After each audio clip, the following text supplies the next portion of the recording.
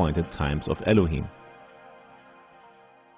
However, we do know that the year is to begin with a month which marks a period, and Yahweh makes it known that this is the month of Abib. This is the month wherein the Passover is to be kept. The Holy Word does not record a conjunction or presetting of events, but uses the specific term Abib. This is what we shall now look out for and explore in much more detail. So, what is Abib? It was at the seventh plague in the land of Egypt that scripture records that the barley was smitten because it was Abib. The hail destroyed this crop because it was in a brittle stage, which means it was in a ripened state. At the 10th plague, the Passover was instituted by Elohim. This was in the month of Abib, and this month is to begin the biblical year.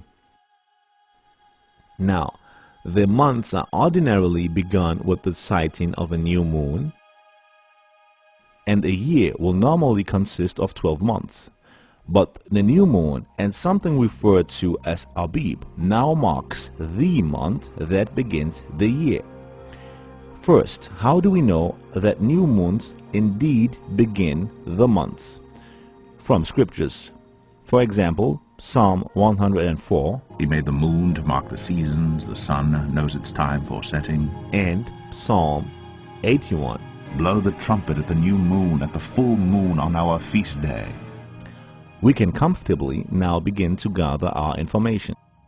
It was in the new moon month called Abib that the first Passover on earth was held when Israel left Egypt, and that which begins the year. What is Abib? This is the term and the Hebrew root word used in that verse, Abib. It is a condition most exclusively related to the barley crop, which will be the first in the year to grow in the regions of Israel. The King James Version translates Abib to mean in the ear or green ears of corn. This is wrong. The crop being Abib does not necessarily mean color. However, if barley is in this stage, it is useless for the harvest. It still contains too much moisture and cannot be ground into flour. When barley is Abib, it is in a specific state of maturity that will enable a harvest in the upcoming 14 to 21 days, hence 2 to 3 weeks, at which point it will have dried enough with the grains, then being hard and making a pounding into crushed flour possible. Thus, the first month has been named by the Creator after a development level of the barley crop. There can be no mistake. Equinoxes are never once mentioned. Remember, if we get the first holy feast date wrong, all upcoming feasts in the year will be invalid. We have to diligently map out the proper day. These are the appointed feasts of the Lord, which you shall proclaim as times of holy convocation, for presenting to the Lord food offerings, burnt offerings, and grain offerings, sacrifices and drink offerings, each on its proper day. We soon discover that this marking is all centralized on the barley crop. As said before, we will have a new moon to start the month. There will be a timeline in this month. Abib barley is now needed to determine further progress on the holy timescale. On the 14th of the Abib month is the day the Passover lamb has to be sacrificed. The immediate following 7 days are the days of unleavened bread. It is a commandment that this feast must also take place in the Abib month, which it will if we are by default following the Abib method. You shall keep the feast of unleavened bread. 7 days you shall eat unleavened bread, as I commanded you, at the time appointed in the month Abib. For in the month Abib you came out from Egypt.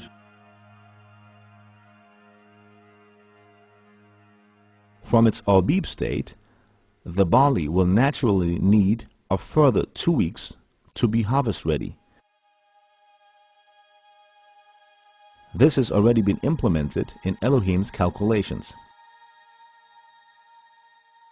The first fruits of the crop has to be presented to the priest in the week of unleavened bread, after the weekly Sabbath. This is also a commandment. You shall bring the sheaf of the first fruits of your harvest to the priest, and he shall wave the sheaf before the Lord so that you may be accepted. On the day after the Sabbath the priest shall wave it. In the 7 days of matzah or unleavened bread, there will always be a weekly Sabbath day. We have the sacrificial week of Yeshua, for example, here. If the Sabbath were on the 19th instead of the 17th, as depicted in this chart, then the first fruit offering will be on the 20th, the first day of the week.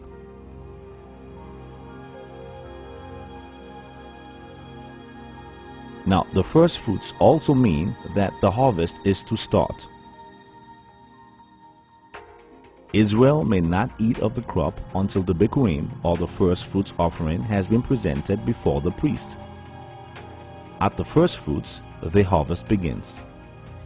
The barley has now moved from being Abib to being harvestable. This is also a requirement. You shall count 7 weeks. Begin to count the 7 weeks from the time the sickle is first put to the standing grain.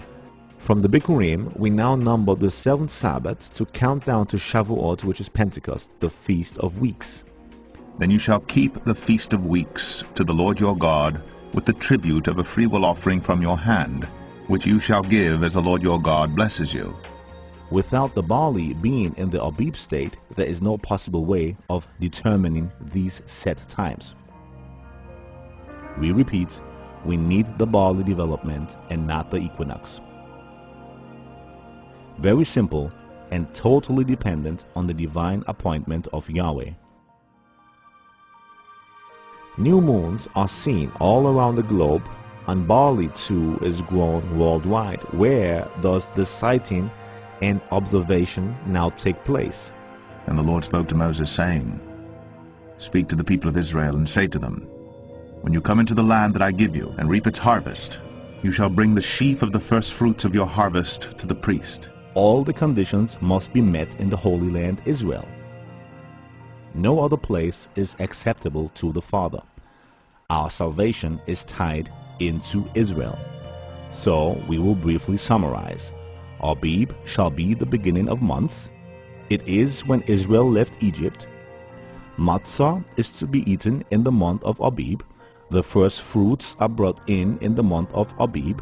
The Passover has to be kept in the month of Abib. The harvest is to begin in the month of Abib. All is dependent on the Abib stage of the barley. But wasn't the barley already Abib at the 7th plague in Egypt? Yet Israel left at the 10th plague. Was this not too late? Remember in Leviticus 23, the 10th verse, we know that the right conditions are met in Israel to begin the month and feast. It was the Almighty, the Creator Himself, who knew of these conditions and instituted these first feasts for Israel. When the barley is Abib and the new moon is sighted in Israel, then may we begin with the celebration of the Father's holy feasts. So I do hope that these studies have helped you to understand how the calendar of the Creator is derived. And knowing this, we now look forward to the right conditions in Israel, where the Father makes it known when His